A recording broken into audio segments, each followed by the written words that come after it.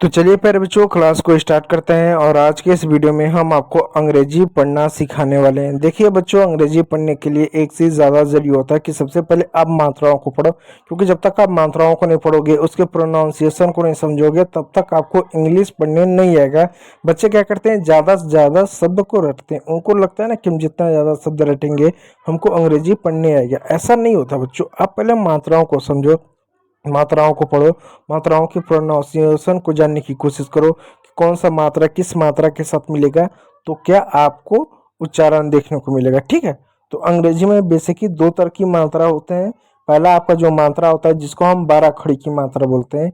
इस मात्रा का हम प्रयोग तब करते हैं जब किसी का नाम अंग्रेजी में लिखना हो, तब 12 खड़ी की मात्रा काम आता है। लेकिन जब हमको अंग्रेजी के मूल शब्द पढ़ना है, जैसे कार हुआ, जैसे स्टार हुआ, इस तरह के जो शब्द जो अंग्रेजी से आए हैं, उसके लिए वहाँ पर हमको वेवल्स काम आता है, कॉन्सोनेंट काम आता है, यानी वाउल और कॉन्सोनेंट काम आता है।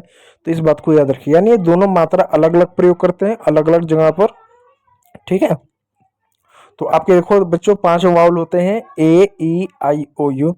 अब बच्चों को अक्सर दिक्कत होती है, क्या इन 5 मात्रा हमारे लिए पर्याप्त है? इन 5 मात्राओं का प्रयोग करके क्या हम अंग्रेजी पढ़ सकते हैं? तो देखो बच्चों, कहने को तो ये सिर्फ 5 मात्रा है, लेकिन उच्चारण 51 तरीके से किया जाता है। यानी इन सभी मात्राओं के अपने अपने प्रोनाउंसिएशन के रूल होते हैं। जैसे मैं एग्जाम्पल तौर पर अगर बताऊं, अगर मैं यहाँ पर शब्द लिखूं कार, अगर मैं यहाँ पर शब्द लिखूं कैट, और मैं आपको शब्द लिखूं नेम, और मैं शब्द लिखूं कॉल कॉल, अब इन सभी शब्दों पर आप मात्रा पर विशेष रूप से ध्यान दीजिएगा कि आप मात्राओं को किस तरीके से आप उच्चारण कर रहे हैं। यहाँ पर ए को आप पढ़ रहे हो कार, कार में ए को आपने आ पढ़ा, आप इसको क्या पढ़ रहे हो, इसको आप कैट पढ़ रहे हो, यानी ए की मात्रा पढ़ रहे हो। यहाँ पर इसको क्या पढ़ रहे हो, नेम पढ़ रहे हो ए को, यानी ए की मात्रा पढ़ रहे हो। और यहाँ पर इसको क्या पढ़ रहे हो, कॉल, कॉल नहीं कॉल पढ़ रहे हो, कॉल करना। यहाँ पे इसकी किसकी मात्रा पढ़ रहे हो, ओ की मात्रा पढ़ रहे हो। तो मतलब बच्चों, है तो मात्रा सब जगह एक ही है ना, ऐसा नहीं तो मात्रा अलग अलग जगह पर है। मात्रा सब जगह है एक ही, इधर भी एक ही मात्रा, इधर भी एक ही मात्रा, इधर भी एक ही मात्रा, इधर भी एक ही मात्रा है।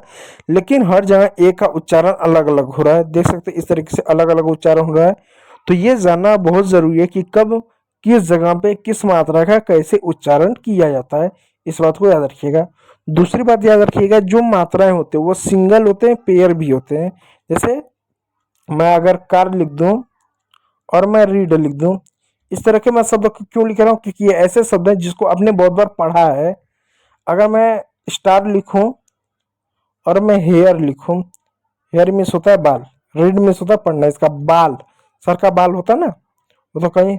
ठीक, अब जरा ध्यान दो, यहाँ पर एक सिंगल मात्रा है, यहाँ पर भी एक सिंगल मात्रा है, और मैं जब डेट लिखूं तो यहाँ देखो दो सिंगल सिंगल मात्रा है, इधर भी एक सिंगल मात्रा है, इधर भी एक सिंगल मात्रा है।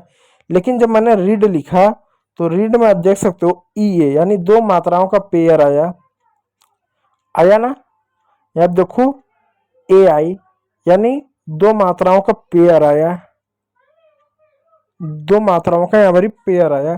तो मतलब मात्रा इस तरह से सिंगल भी होते हैं, पेयर में भी होता है।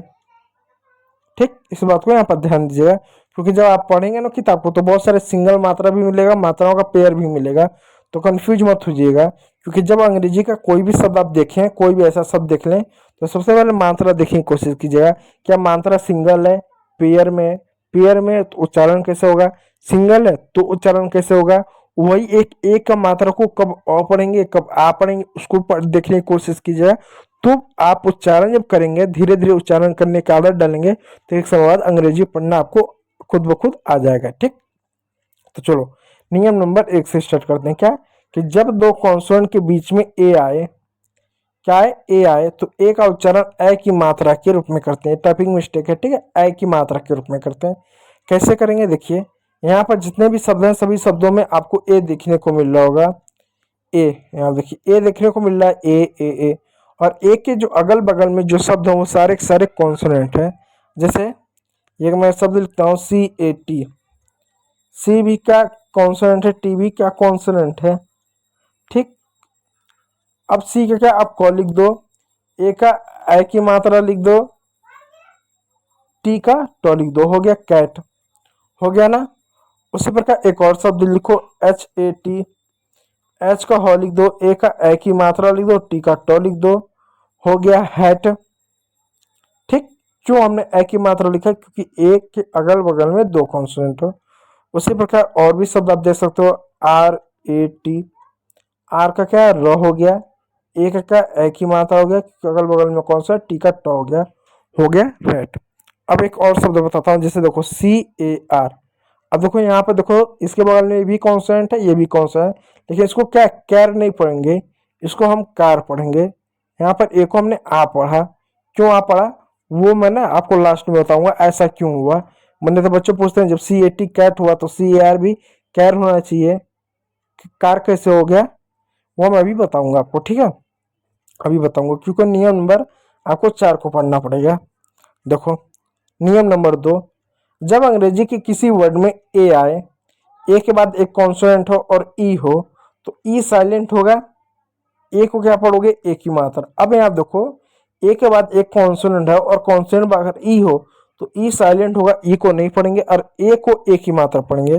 जैसे मैं एक पॉपुलर शब्द लिखूं जिसको आप पढ़ते हो एन ए एम ई, ए आ गया, कॉन्सोनेंट भी आ गया, ई भी आ गया, तो ई साइलेंट होगा, ई को नहीं पढ़ेंगे।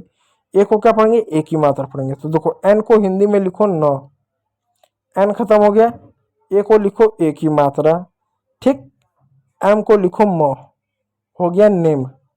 ई हमने नहीं पढ़ा, और ए को ए ही क्यों पढ़ा, क्योंकि एक बाद एक कॉन्सोनेंट है और ई है, इसलिए हम ए को ए पढ़ेंगे।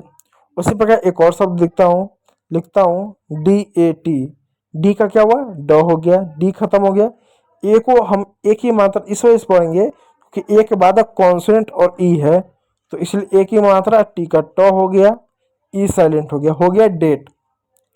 उसी प्रकार हो गया ate, date, hate, bake, late, state, fate, rate, make आदि शब्द आपका इस प्रकार हो गया। ठीक, अगला शब्द देखो, नियम नंबर 3, जब अंग्रेजी के किसी वर्ड में एक बार डबल एल आए, कभी भी किसी भी शब्द में एक बार डबल एल आए तो ए को आप हमेशा ओ की मात्रा पढ़ोगे।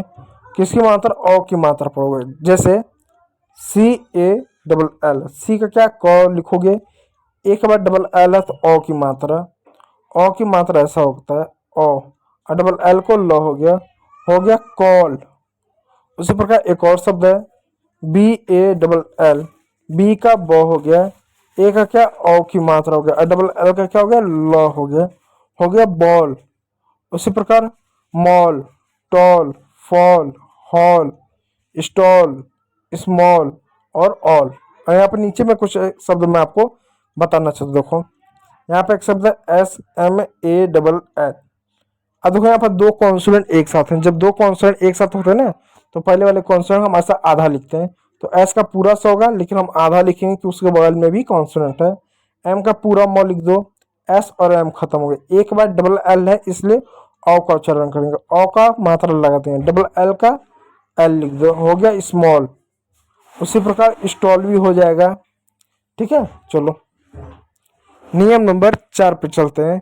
ठीक है, नियम नंबर 4 पे चलते हैं, और 5 है नहीं। देखो मैंने आपको यहाँ पर बताया था कि सी ए आर को और सी ए टी को हमने कैट क्यों पढ़ा, क्योंकि दो कॉन्सोनेंट बीच में है, तो ये भी तो दो कॉन्सोनेंट बीच में है, तो कार कैसे हो गया। देखो जब कभी भी अंग्रेजी के किसी भी शब्द में ए के बाद आर हो, एस टी हो, एस के हो, ठीक हो, इस तरह के शब्द हो, और कुछ अपवाद में एल भी आपको मिल सकता है, एम भी मिल सकता है, ऐसे शब्द आपको मिले तो अधिकतर आप ए का उच्चारण आ के रूप में करोगे। जैसे कुछ एग्जांपल देखो, जैसे मैं एक शब्द लिखूं यहाँ पर सी ए आर, अब सी ए के बाद क्या, आर है, इसलिए आ का उच्चारण करेंगे। जैसे सी का क हो गया, ए का आ हो गया, आर हो गया कार हो गया। उसी प्रकार एक और शब्द हुआ एस टी ए आर, दो कॉन्सोनेंट एक साथ हैं इसलिए पहले वाले कॉन्सोनेंट का आधा, टी का ट हो गया, ए का आ की मात्रा, क्योंकि ए के बाद आर है इसलिए र हो गया, आर का हो गया स्टार हो गया। उसी प्रकार एक और शब्द है पी ए आर के, पी का क्या, प हो गया, ए को हम आ पढ़ेंगे क्योंकि ए के बाद आर है।